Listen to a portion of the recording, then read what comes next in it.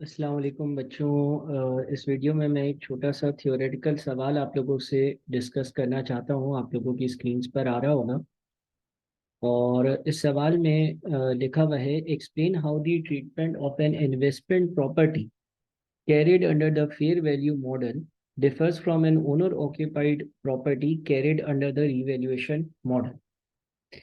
देखिए इफेक्टिवली वो ये कह रहा है कि IS 40 में एक मॉडल है जिसको हम कहते हैं फेयर वैल्यू मॉडल, है ना, जिसमें हम मार्केट से किसी एसेट की फेयर वैल्यू लेकर आते हैं और उस एसेट को उसकी फेयर वैल्यू तक लेकर जाते हैं।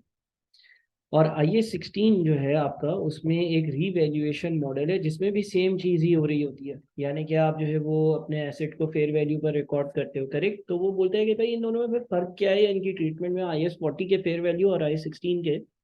ओनर ऑक्यूपाइड प्रॉपर्टी में वैसे लीज वाली प्रॉपर्टीज भी आती है, लेकिन फिर वक्त हम लोग जो है वो IS 16 की बात करते हैं। तो इन दोनों मॉडल्स में क्या फर्क है? तो पहली चीज है, एनी गेन और loss over previous valuation is taken to profit और loss if it relates to investment property.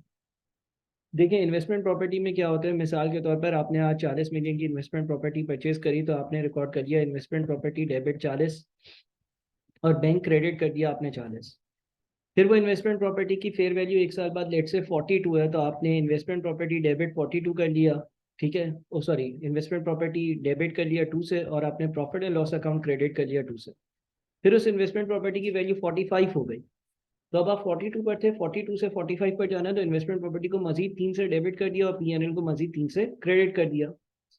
यानी कि जितना भी गेन या लॉस होता है पिछली वाली जो हमारी फेयर वैल्यू है उससे कंपैरिजन में, वो हम इन्वेस्टमेंट प्रॉपर्टी का जितना भी होता है वो प्रॉफिट एंड लॉस अकाउंट में एज ए इनकम, या अगर वैल्यू डिक्रीज हो रही है तो एज ए एक्सपेंस बुक करते हैं।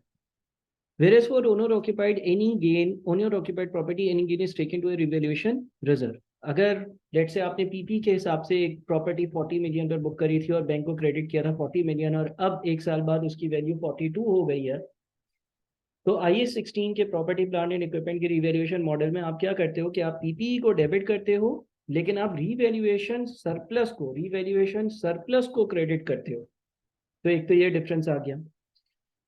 2 में लिखा हुआ है, loss on the revaluation of an owner occupied property is charge to profit और loss unless it has a previous surplus in the revaluation reserve which can be used to offset the loss until it is exhausted।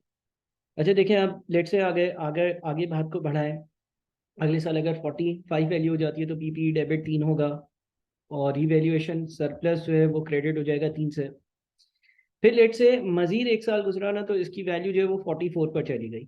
अब investment property अगर होगी तो हम PNL को ही debit करेंगे 1 से, 45 से 44 पर आना है, और इन्वेस्टमेंट प्रॉपर्टी जो है ना उसको क्रेडिट कर देंगे 1 से, उसकी वैल्यू को 1 से गिरा देंगे। अगर PPE होगा तो हम क्या करेंगे, रिवैल्यूएशन सरप्लस को हम डेबिट कर देंगे 1 से और PPE को हम क्रेडिट कर देंगे 1 से। अच्छा लेट से अब हम कहते हैं कि मजीद अगले साल इस प्रॉपर्टी की वैल्यू जो है ना 35 हो गई। अब 44 से 35 हो गई, यानी कि कितने का डिक्रीज है, 9 का। तो IS 40 में हम क्या करेंगे, मजीद प्रॉफिट एंड लॉस अकाउंट में हम 9 का लॉस शो करेंगे और इन्वेस्टमेंट प्रॉपर्टी की वैल्यू 9 से कम कर देंगे।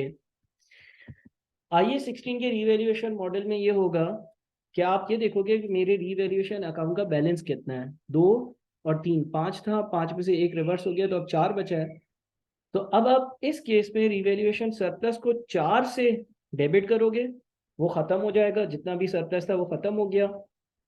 और आपने तो वैल्यू 9 से गिरानी थी ना, तो एक्स्ट्रा जो वैल्यू गिर रही है वो PNL में डेबिट होगी और PPE 9 से क्रेडिट हो रहा होगा। तो यही बुलेट नंबर 2 में लिखा हुआ था कि अगर कोई लॉस होगा रिवैल्यूएशन या फेयर वैल्यू के कम होने की वजह से, जो जितना रिवैल्यूएशन रिजर्व है वो रिवर्स होगा सबसे पहले तो, और उसके बाद अगर एक्स्ट्रा कोई रिवर्सल है तो वो PNL में बुक किया जाएगा। जबकि इन्वेस्टमेंट प्रॉपर्टी के लिए सारी चीज़ें PNL में ही जा रही होती हैं, चाहे वो इंक्रीज है चाहे वो डिक्रीज है। 3 में लिखा हुआ है, further difference is that owner occupied property continues to be depreciated after revaluation whereas investment properties are not depreciated. Investment property fair value पर होती है तो उसकी डिप्रिसिएशन नहीं हो रही होती है, कॉस्ट मॉडल पर हो रही होती है, लेकिन अगर IS 16 की रिवैल्यूएशन मॉडल वाली प्रॉपर्टी है तो उसकी हम डिप्रिसिएशन भी बुक कर रहे होते हैं। और कभी कभार ऐसा होता है कि रिवैल्यूएशन सरप्लस से कुछ अमाउंट रिटेन अर्निंग्स पे भी ट्रांसफर हो रहा होता है, बेस्ड कि कंपनी किस तरह का मॉडल यूज करना चाहती है, या फिर डिस्पोजल पे पूरा अमाउंट रिवैल्यूएशन से ट्रांसफर होता है। बहरहाल ये कुछ कॉमन से डिफरेंसेस थे ट्रीटमेंट्स में जो मैंने आपको हाईलाइट किए। Thank you so much.